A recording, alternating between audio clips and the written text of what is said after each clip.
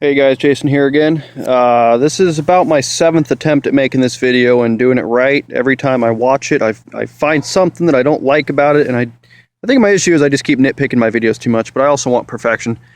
So I'm trying to do my best to accurately describe everything about this build that I've got here, and just answer as many questions as I can. I've had so much support coming at me, and so many people asking me what parts are on the marker, where did I get them, how much does everything cost. So this is my attempt to answer everyone's questions. You might notice that I did upload a video yesterday, and I took it down because I realized I actually accidentally uploaded the wrong take of it that did not have all the info I wanted. So this is the redo of it. So this is my Spider Hammer 7 pump paintball marker, or at least what is left of it after all the modifications that have been done to it. I'm going to just list the parts from back to front, describe them a little bit, maybe mention what they cost retail or what I've got spent on the project. So back here is a Milsig Mats tank and stock setup. I've got a Gorilla 13-3000 HPA tank. The stock and the guide rail you can get for about $40 or $50 roughly new. I didn't pay anything for them except shipping. A guy offered to give it to me for free because he didn't need it, so I just covered the shipping charge and it was mine. It is mounted to a stock adapter made by GAT Products. This is $25 new, and it uses 2 set screws in these holes here. Sorry. And so yeah, you might get a little bit of a scratch on your ASA, but who cares? You know, we play Milsim, MagFed. We like the rugged kind of look, and it's hidden anyways.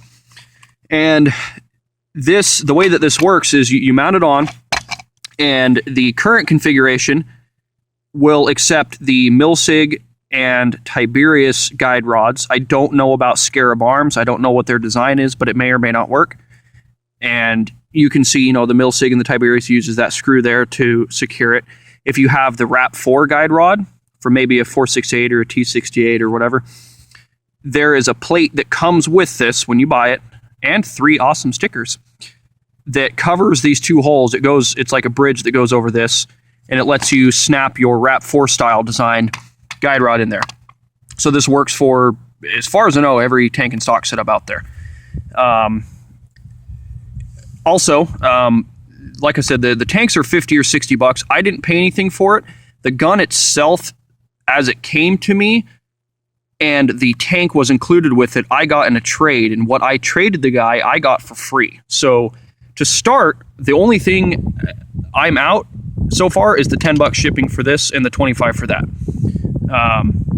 As of now in the video, at least. The gun and the tank, I'm not out anything. Going on here to the grip frame, this is obviously not the original grip frame. This is a grip frame off of my Warpaint International Warlord pump. It was made in 1990, actually. It's really old. This was actually the very first paintball gun I ever used. This was being used as a rental back then. And the reason why this is on there is when I got the gun, the original grip frame was on it, but the guy that gave it to me had cut the pistol grip off, because he had it mounted in a Remington 700 stock to be used as a bolt action. So I got it in the hopes that I could mount on this AR-15 grip that I got on eBay for about $15. And I came to the conclusion when I got it that there just wasn't enough material left in the trigger frame from where he had cut to mount this. So I decided it would actually be easier for me to just mount this trigger frame and make it a little bit more custom as well. And ironically enough, this old trigger frame actually accepts AR-15 grip, so it worked perfect. And what I did is the back screw, just where it screws in right where the normal one would. And one issue off the bat I had with this grip frame is it wasn't long enough. This screw here is the frontmost screw hole of the grip frame, but up here is where the stock grip frame attaches. So all I did is I just had my dad help me, and he made this aluminum bracket for me that just connects the 2 holes to keep the grip frame on there nice and solid.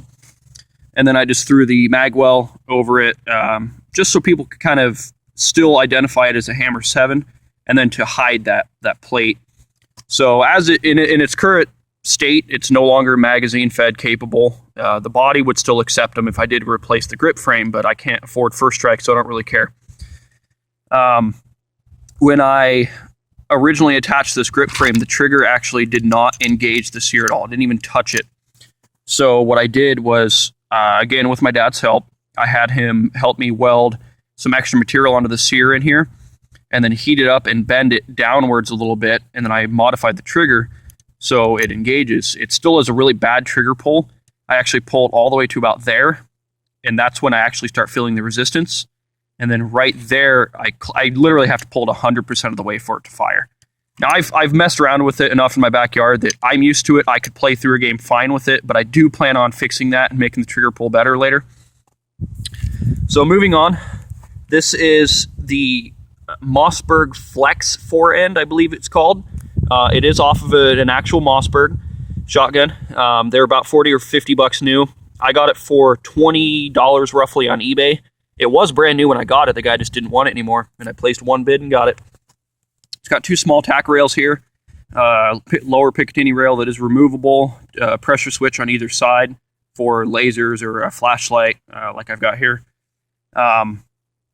It did require quite a bit of sanding. That is the original pump grip. I pretty much had to sand it down flat so there's no more grooves in it. It's like that all the way around it.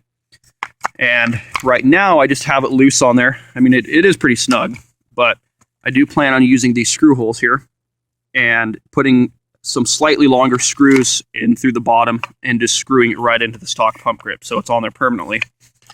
I also did have to cut this lower notch there so when I pump it, it doesn't come in contact with the mag well there. Sorry if the autofocus isn't perfect, guys. I'm using my cell phone here. Up front, I've got 2 just normal 12-gauge shotgun barrel clamps. This one's made by ATI. It's a durable plastic. It was like $10. This one is an eBay, just aluminum one. I paid about $15 for. I liked this one a little bit better. I wish it was up here, but the issue I had was the spacing was too much. It wanted to lift the spring feed up way higher than I wanted it to be, and it just didn't look right for a true shotgun style look. So I use this one, and then I just use this to hold my shotgun, my flashlight. I use that 220 lumen light there when I play indoor. And then moving on, this spring feed here. This is a 20-round spring feed. Give me a second. There we go. From a RAP4 T68 Firestorm pistol. Sorry, I forgot what I wanted to say there. It does not just come right out of the box and mount onto this gun. I'll get into how I mounted it in a second. But first off, if anyone out there is wanting to copy my build, first off, I'm totally cool with that. I know I couldn't care less. I actually enjoy people wanting to copy my gun. That means I did a good job. But the spring that comes in it is way too powerful. At least the one that I got, and I plan on emailing RAP4 about it. The issue that I had was when you have the spring tension on the balls, there's actually so much tension pushing it back against this plug that is normally supposed to turn the balls down into the breech that they just squish up against it instead of rotating and turning down. So I did 2 things to counteract that. One, for now, I just super glued an O-ring on it, and that actually just helps position the balls. It makes them just drop down to the breech properly. And then also, I took 2 smaller springs. You can see they're just stacked on top of each other right about here. Out of 2 of my Orion Overlord 10-round magazines that I don't use. And there's enough tension on them that it works perfect. I haven't had a misfeed yet. The way that I mounted this, a lot of people have assumed that it just slides onto this Picatinny rail. It does not. What I had to do was I took a die grinder and the lip that is on both sides of the rail, I ground it off completely. I ground it down so it's basically like the base down here. And then I actually, width-wise, I ground it down a little bit more. And then up on the top, I sanded it down even farther down to lower it. So the notches that would normally be on the rail up front here are actually pretty much gone. it's lowered about 1/8 of an inch. And I did that because I wanted the overall appearance to look like a true 12 gauge. I wanted the feed tube to not be so much higher than the barrel.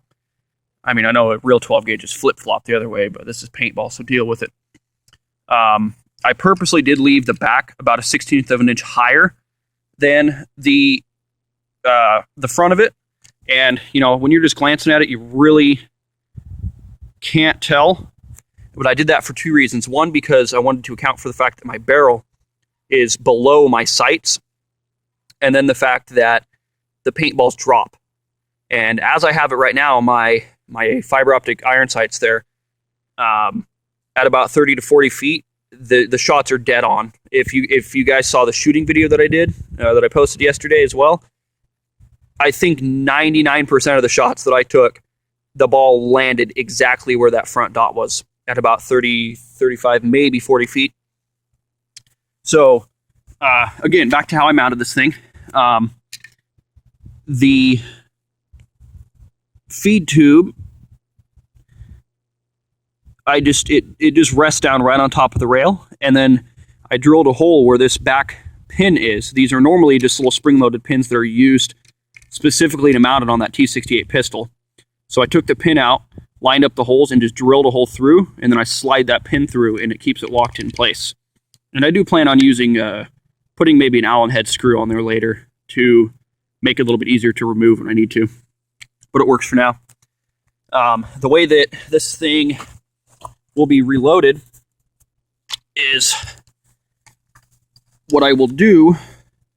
Normally they want you to take the plug out and dump the rounds in after you pull the tension on the spring back.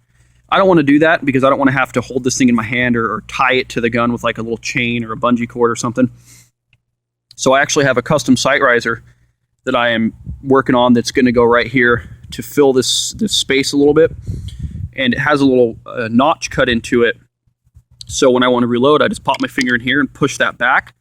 But with the sight riser, it will pop back far enough that it will open this hole up, which I'm going to widen to make a 10-round tube fit in. It will pop back far enough to open that hole up, but not far enough that this thing can fall out and get lost. And then I dump the ammo in, just push it back in, and it's done.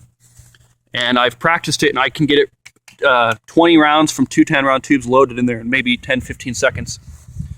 So, second here. I guess the last thing I have is the sights. I've just got some... Oh, sorry. The spring feed was $30 from Wrap4.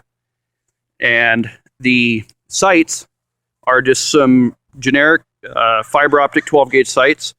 I got them for about $22 on eBay. It might have been $18, I forget. And they're held on with double-sided sticky tape. It's actually pretty good tape. It holds on pretty well. And you can see I'm out here in broad daylight here in Oregon. And these things are glowing. And they're glowing bright. And that's the nice sight picture that I get when I fire. And it just it feels cool when I aim down the sights on this thing. It's so easy to acquire my target. One last thing I forgot. The barrel. It is the stock Hammer 7 barrel. I'm actually surprised with it, with how good it is. It hits on target pretty well. The issue that I had was it wasn't long enough. Because in my build, I needed this barrel clamp to be far enough forward that when the spring feed is lined up where it needed to be, the barrel clamp couldn't be blocking the slot there where I locked that in place when I'm reloading. So I got this Lafco bore sizer, which essentially just adds a 685 back to it. So I got a little bit tighter bore there for better air efficiency. And it also extended the barrel about 1.5 inches to make it perfectly flush on the end when this clamp is spaced to where it doesn't block that. And these are $25 or $30 new. I paid $8 on eBay shipped, and it was used but in perfect condition. So there's one last look at it here. A couple different angles for you guys. And all in all, I really appreciate all of the feedback that I've got from you guys. All the comments and everything. I've never got so much support for one of my builds. This is by far the most custom marker I've done. And again, it's not complete. This project is functionally complete. I could go play a game with it all day and it'll work. But I do still plan on polishing up a few things, like, you know, this sanding here I need to clean up, the smudges and everything there from grinding. I'd like to have this re-laser engraved that says Warlord, and just give it a whole new paint job and everything, and make it really look good. So sorry this lasted 15 minutes, guys. Let me know what you think. If you have any more questions that I didn't answer, feel free to message me, post on the YouTube video or Facebook, whatever. And you guys have a good day.